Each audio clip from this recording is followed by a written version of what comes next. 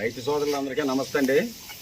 మాది కాకినాడ జిల్లా రాజమండ్రి దాటిన తర్వాత జగ్గంపేట మండలం మర్రిపాక గ్రామం. మా దగ్గర ఎప్పుడు కూడా A1 క్వాలిటీ గల ప్యూర్ ముర్రా గేదెలు ఉంటాయండి. ఎవరికి కావాల్సిన నా నెంబర్ స్క్రీన్ మీద ఉంటుంది, ఫోన్ చేసి మాట్లాడొచ్చండి. ఇప్పుడు మన జంగారెడ్డిగూడెం దగ్గర లక్కవరం నుంచి వచ్చారండి. 2 గేదెలు తీసుకున్నారు, అంటే మొత్తం 4 గేదెలు తీసుకున్నారండి. అక్కడో 2 గేదెలు తీసుకున్నారు, ఇక్కడో 2 గేదెలు తీసుకున్నారండి. కొనుక్కున్న రైతుల మాటలు కూడా ఒక చుట్టూ ఆలకించండి. ఒక చుట్టూ చెప్పండి అమ్మా. మీ పేరేం పేరు? నా పేరు రాహుల్ అండి. రాహుల్. మీ పేరు? నాగరాజు. నాగరాజు. మీ పేరు? కుమార్. కుమార్. మీరు ఏ ఊరు నుంచి వచ్చారు? జంగారెడ్డి దగ్గర లక్కవరం. జంగారెడ్డిగూడెం దగ్గర లక్కవరం నుంచి వచ్చారు. ఎవరి దగ్గరికి వచ్చారు?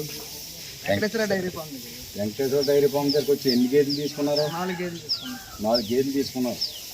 ఇక్కడ 2 గేదెలు తీసుకున్నారు, అక్కడ 2 గేదెలు తీసుకున్నారు. 4 గేదెలు తీసుకున్నారు. ఏమా 4 గేదెలకి అడ్వాన్స్ ఎంత ఇచ్చారు మీరు? అడ్వాన్స్ ఎంత ఇచ్చారు? 70,000 ఇచ్చారు. ఈ గేదెలు 30,000 ఇచ్చారు, ఆ గేదెలు 40,000 ఇచ్చారు, 70,000 ఇచ్చారు.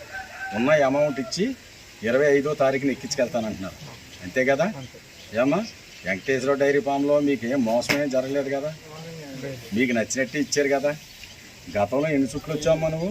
ఇది 3వ ఇది 3వ చుట్టు వచ్చావు.